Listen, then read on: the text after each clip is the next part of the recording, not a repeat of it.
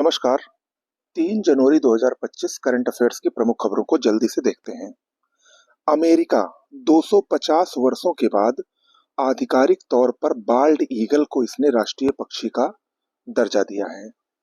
आपको बता दें कि 1782 से ही अमेरिका का राष्ट्रीय पक्षी बाल्ड ईगल है, लेकिन इसको आधिकारिक तौर पर राष्ट्रीय पक्षी घोषित नहीं किया गया था और अब जाकर जो बाइडेन ने इसको राष्ट्रीय पक्षी घोषित किया है। ओके। कोनेरू हम्पी शतरंज की खिलाड़ी हैं। चर्चा में है क्योंकि फिडे वर्ल्ड रैपिड चैंपियनशिप 2024 जो कि न्यूयॉर्क में आयोजित किया गया था, उसका खिताब इन्होंने जीता है और ये उनका दूसरा फिडे वर्ल्ड रैपिड चैंपियनशिप खिताब है। ओके। किसने? कोनेरू हम्पी ने। भारत की शतरंज खिलाड़ी हैं ये। न्यायमूर्ति वी राम सुब्रमण्यम ये राष्ट्रीय मानवाधिकार आयोग के नए अध्यक्ष नियुक्त किए गए हैं। अरुण कुमार मिश्रा का इन्होंने स्थान लिया था, जिनका कार्यकाल जून 2024 में ही पूरा हो गया था। उसके बाद से ये स्थान रिक्त चल रहा था और अब इस पर न्यायमूर्ति वी राम सुब्रमण्यम की नई नियुक्ति की गई है। आपको बता दें कि राष्ट्रीय मानवाधिकार आयोग एक संवैधानिक संस्था न होकर एक स्वायत्त विधिक संस्था है। 12 अक्टूबर 1993 को मानवाधिकार संरक्षण अधिनियम के तहत इसकी स्थापना की गई थी। इसमें कुल 6 सदस्य होते हैं, जिसमें एक अध्यक्ष और 5 सदस्य होते हैं। इनका कार्यकाल 3 वर्ष या 70 वर्ष की आयु जो भी पहले हो वो होता है। पहले ये जो कार्यकाल होता था वो 5 वर्ष का होता था, लेकिन 2019 से इसको घटाकर 3 वर्ष या 70 वर्ष की आयु तक कर दिया गया।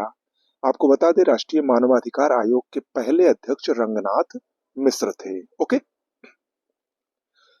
भारत पहली बार world audio visual entertainment summit, जिसको वेब्स कहा जा रहा है, इसकी मेजबानी करने वाला है और ये आयोजन नई दिल्ली के भारत मंडपम में अगले महीने 5 से 9 फरवरी 2025 तक होगा। ओके। फीफा अवार्ड 2024 फुटबॉल जगत का सबसे प्रतिष्ठित अवार्ड है ये। दिसंबर 2024 में इसको प्रदान किया गया। इसमें सर्वश्रेष्ठ पुरुष खिलाड़ी का पुरस्कार ब्राजील के विनीसियस जूनियर को दिया गया, जबकि सर्वश्रेष्ठ महिला खिलाड़ी का पुरस्कार स्पेन की फुटबॉलर एटाना बोनमती को दिया गया। ओके। साहित्य अकादमी पुरस्कार 2024। देखिए, साहित्य अकादमी पुरस्कार 1955 से दिए जाते हैं। ये कुल 24 भाषाओं में दिए जाते हैं, जिसमें संविधान की 8वीं अनुसूची में जो 22 भाषाएं शामिल है उसमें, और उसके अलावा 2 अन्य भाषाओं में अंग्रेजी और राजस्थानी में ये पुरस्कार प्रत्येक वर्ष दिए जाते हैं। देखिए, सारे भाषाओं का तो इसमें महत्वपूर्ण नहीं है, लेकिन हिंदी, अंग्रेजी और संस्कृत इन तीनों का साहित्य अकादमी पुरस्कार किसको दिया गया है ये आपको जानना चाहिए। हिंदी का गगन गिल को दिया गया है और ये पुरस्कार उनको उनकी कविता संग्रह मैं जब तक आई बाहर के लिए दिया गया है।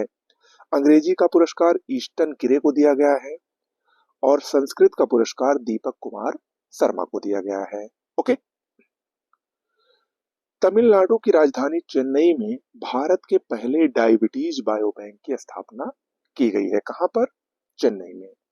डोनाल्ड ट्रंप हाल ही में अमेरिकी राष्ट्रपति का इन्होंने फिर से चुनाव जीता है। नवनिर्वाचित अमेरिकी राष्ट्रपति है, चर्चा में है क्योंकि टाइम जो कि एक बहुत ही प्रतिष्ठित पत्रिका है अमेरिका की, इन्होंने टाइम पत्रिका ने इनको पर्सन ऑफ द ईयर 2024 से सम्मानित किया गया है।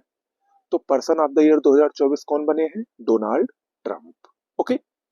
तो आज के करंट अफेयर्स में इतना ही करते हैं। देखिए, डेली के डेली आपको करंट अफेयर्स चैनल पर मिलने वाला है।